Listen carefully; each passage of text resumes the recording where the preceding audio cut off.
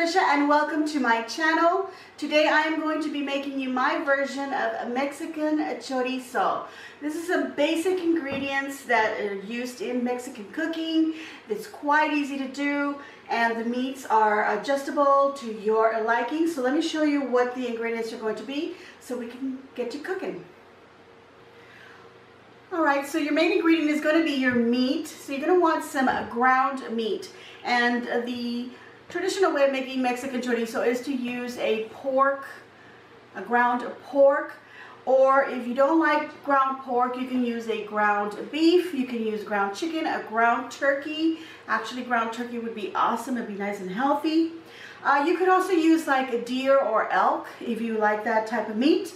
Go ahead and use that. Now these are our ingredients right here. Please don't be scared by the some of these ingredients. It's really not that big of a deal. Yeah, if you want to wear some gloves to handle the chiles, go ahead, but I mean, just wash your hands really well afterwards. I'm going to be using some of these dried chiles, and this is a guajillo right here. And I'm going to be using a chile ancho.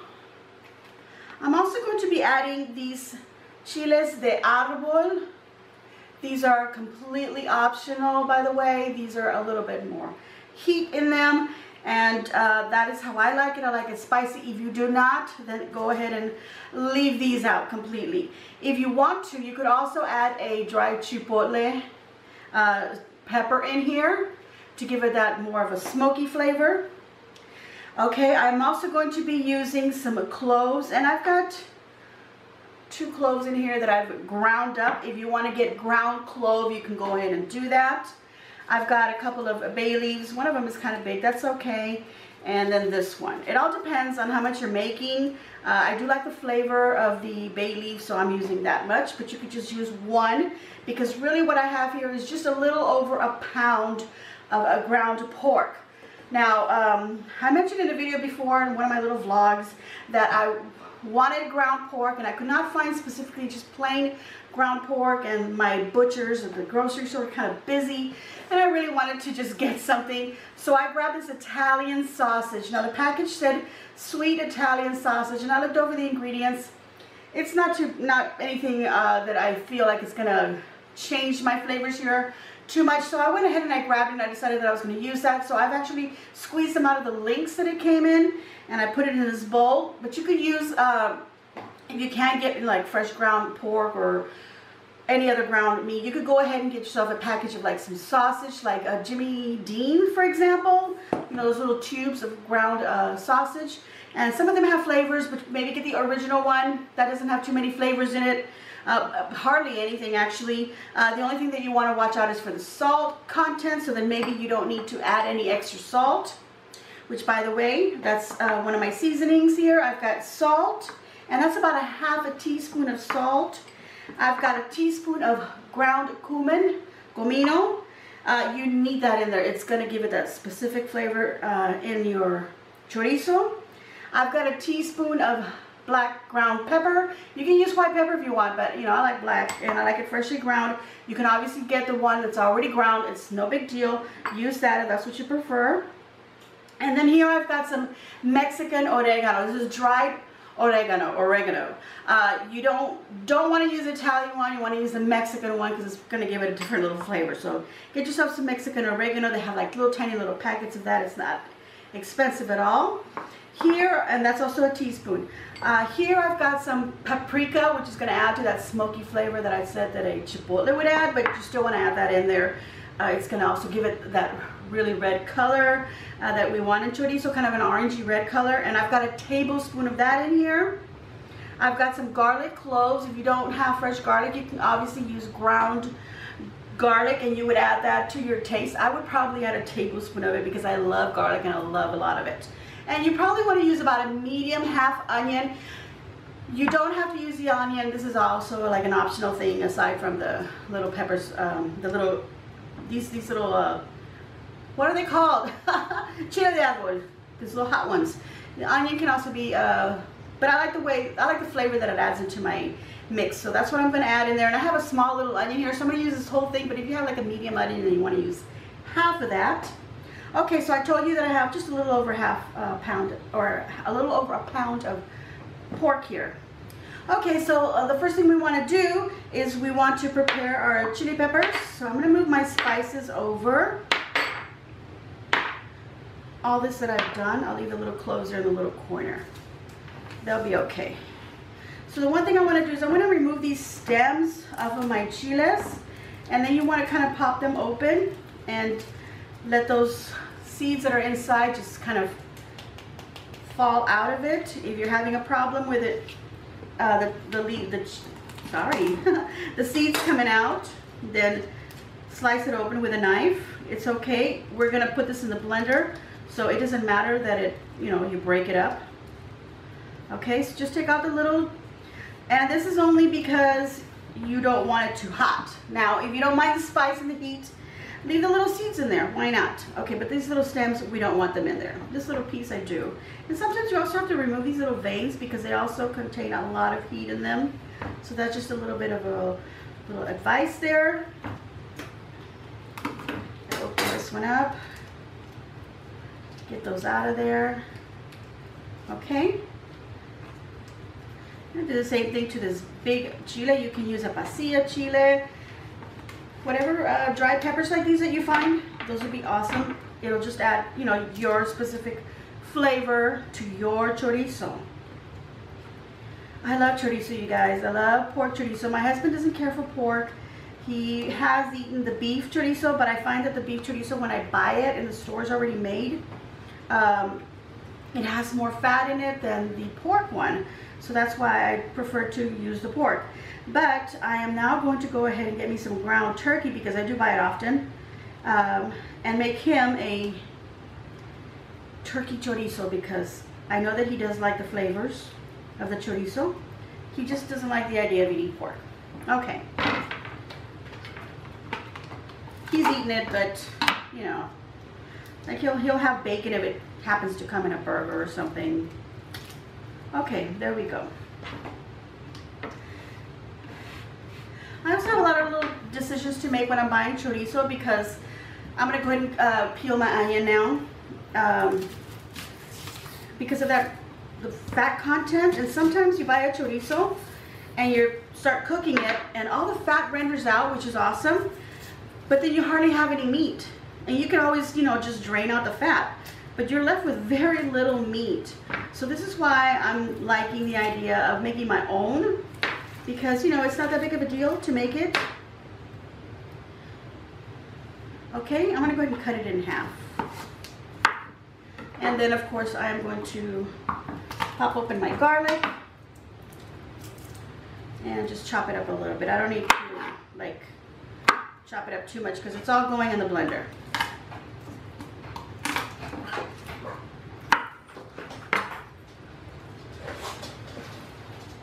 Okay, so now that I've got all these ingredients prepared, I am going to go ahead and get a little pot on my stove and get some boiling water going, because I'm going to put my chiles, my onion, and my garlic, all, and the bay leaf, of course, all in that water to boil. And we're going to boil it for about 5 to 7 minutes. You just want it where the chiles get soft, okay? That's all you want.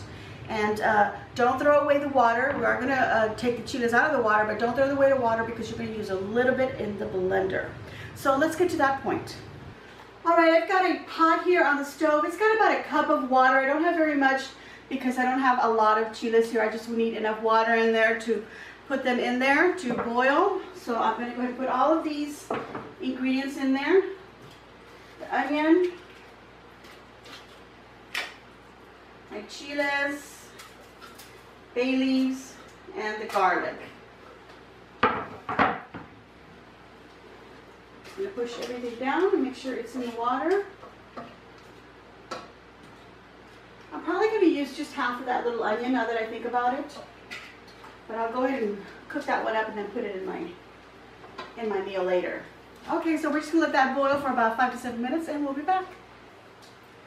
All right, everyone, I've had the chiles in this hot water now for about 5, 7 minutes or so. Let me just point out that you do not have to have them in boiling water. You could just boil the water and have it nice and hot, or pour it out of your sink nice and hot, and then put the chiles in there and let them soak. But they'll have to soak for about 10 minutes or so, 15 minutes maybe, so they can get soft. The only reason that I do them on the stove is because I like it to quick up the process. And not only that, but it also helps when you're boiling it. All that heat helps to release a lot more of the oils from the chiles and all the flavor.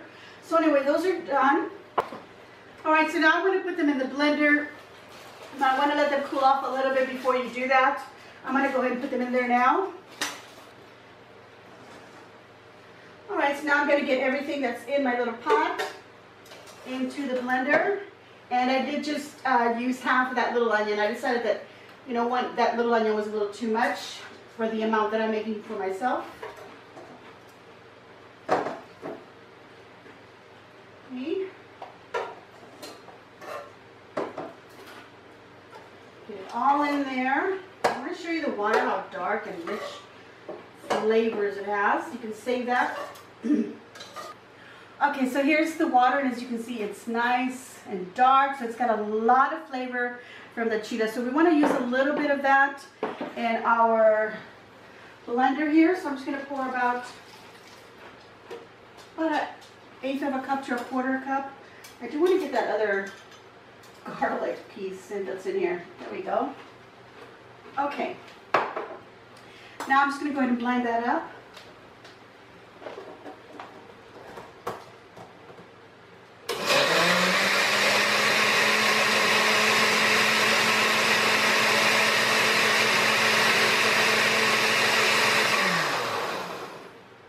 Okay, this is where I'm looking at it. It's a little thick, so I'm going to add a little bit more of this water. I don't want it to be watery. I just want it to be pourable.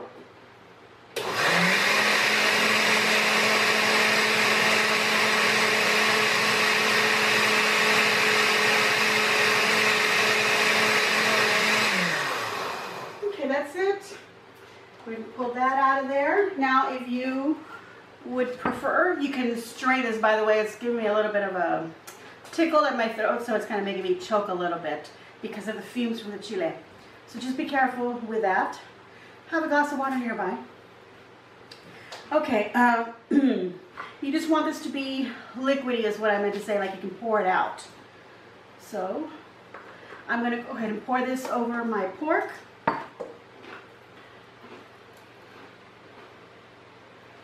I'll try to get everything out of there. Now what I'm going to do is I'm just going to pour just a tiny bit of more of this liquid. Shake that around to get what's in there, because we want all of that flavor out of our blender and into our meat. Okay. Get a spoon here.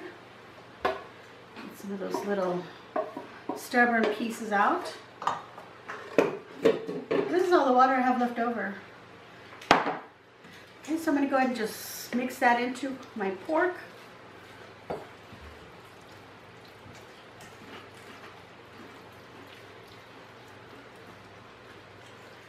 Alright, so now I want to add on all these spices that I have here. Grind this one up a little bit more.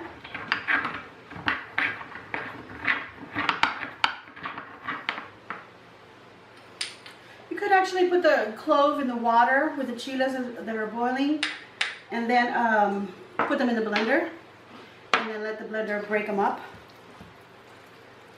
But if you want to make sure that they got broken up, then ground them yourself. Okay, now I'm going to add the paprika, or the ground clove, cumin, salt,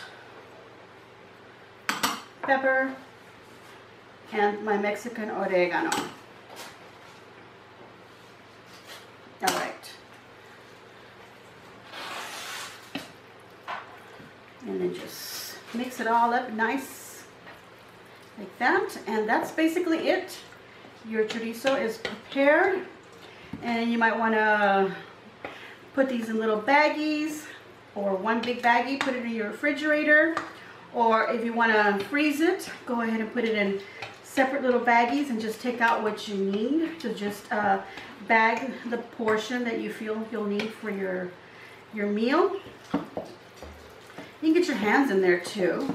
What I'm going to do is I'm going to take some plastic wrap. Just clean my hands here. I'm going to take some plastic wrap and actually put little portions in there. So let's take a piece. It's always hard to cut out plastic wrap.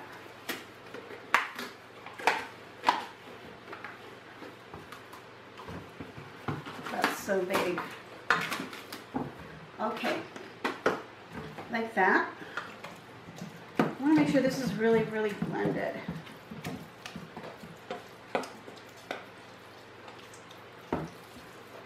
Okay, now you can take some of this, like so, and then I'm going to push it up like that, and then wrap it up, oops, and twist it, and then we have some little chorizo links right here. And then you can make a few more, and then if you want, get your little freezer bags. This is not a little freezer bag, by the way, but just get a freezer bag. You can put 2 or 3, however many fit in your little bag, and then just pull out the one portion that you want for the specific meal that you're making, or 2 if you're going to make extra for more people. And then you're ready to go, and then you've got some already made and fresh made, of course. The only thing that I do want to point out is that make sure that your sauce is completely cooled before you add it into here, so you make sure that everything is cooled and before you then put it in the refrigerator. Okay, so I'm going to go ahead and make myself some chorizo and some eggs. So that's what I'm going to do. I'm going to cook the chorizo, so I'm going to show you how I cook that up. It's very easy. And then we can see how much fat rendered out of this, so we can compare that to something else. Okay, I'll be back.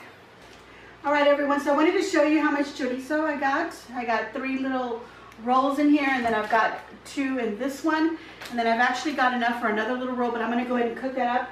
So I've got my pan here. It's nice and hot. I don't need to put any oil in it. If you want to do that, go ahead, but I want to see how much fat renders out of my chorizo, so I don't want to put that in there. So I'm just going to take the remainder. That would have made another little roll. That would have made a nice little fat roll, like me. Okay. I'm just going to break it up. I lowered the heat, but I've got it on a medium to low now, right here. And we just want to cook it slowly. It'll take about 7 minutes, maybe 8 or so, to cook this, depending on how much chorizo you put in your pan. So I don't think I'm going to need to add any fat. The only reason I might want to add any fat is if it doesn't really render much, and I want to put some eggs in there to scramble up in there with it. So that would be the only reason I want to add. Do you see how that's looking? Like that. One thing about chorizo is that you want to watch is that it does splatter a lot once it gets really hot. So that's why I have the heat kind of at a low, well, medium low. It's more medium actually, because I don't want it to splatter up on me. So just take a little while to cook. Just lower your temperature. And if you have a lid, you can put it on there while you're waiting to then come back and stir it around a little bit more. Or if you have one of those splatter guards, those are awesome. So I need to get me one of those because this pan does not have a lid. And I love using this pan. Okay, I'm going to go ahead and turn it up a little bit. I can hear it sizzling, but I'm going to turn it up more of a medium. Okay, so I'm going to let this keep cooking and I'll be back.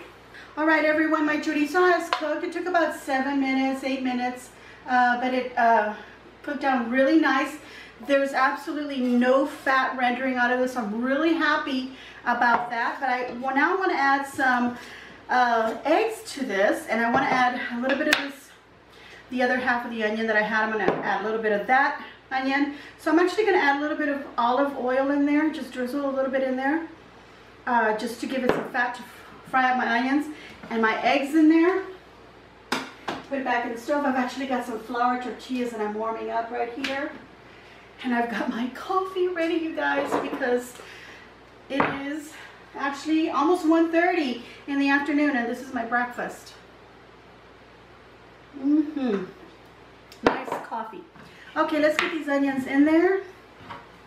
I had the pan out here for a little bit. I went ahead and I sent some of those chorizo links to my mom.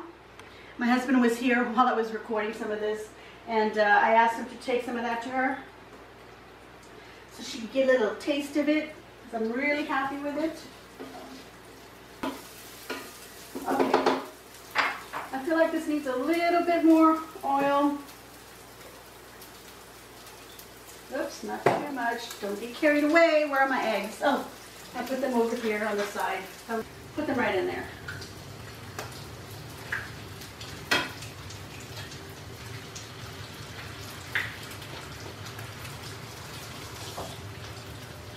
I've got a ton of groceries. I got a ton of stuff I gotta wash now. Well, a bowl and my husband's lunch plate, and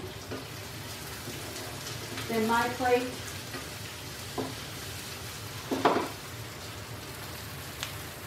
So what you look at that.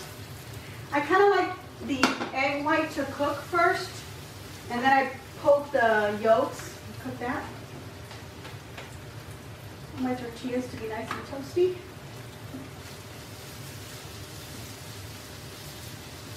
Okay, now I can crack the yolk. I had one that was already cracked, but I wasn't scrambling it in there. Turn off the heat. Oh my God, this smells so good. Okay, I'm just gonna let this kind of, even my husband was saying, that smells really good. And then he saw that it didn't have a lot of fat. So he was like, I'm gonna wanna try that. And I told him, good, but I'm also gonna make you some turkey chorizo just for you. And he's like, oh, I can't wait. So I need to get myself some ground turkey and make him some ASAP. There we go. Look at that. Yummy chorizo and scrambled eggs. And I probably should have done my little video of my chorizo already cooked, but I'm just going to show it in a little thing. So I'm just going to serve it on my plate, or I can make 2 tacos with it, but I'm going to just serve it on my plate like that. Oh, that looks so good, guys. And I did taste it, and it was just the right amount of spice that I like. But, you know, I always got to add extra. And I'm probably going to add some salsa, maybe a jalapeno. But I also have some of this Cholula hot sauce. And I kind of like that when I go to, like, IHOP and places like that where they don't have a Mexican salsa like they do at a Mexican restaurant. So I asked for this, and so they bring me that. And I do like that on my omelet. So, anyway, there's my yummy chorizo and egg. Let's give it a little taste, you guys. Oh, where are my forks? I moved them. Okay. Do you like the style of the video, or do you rather just me just show the cooking and not talk about anything else? Tell me. Look at this.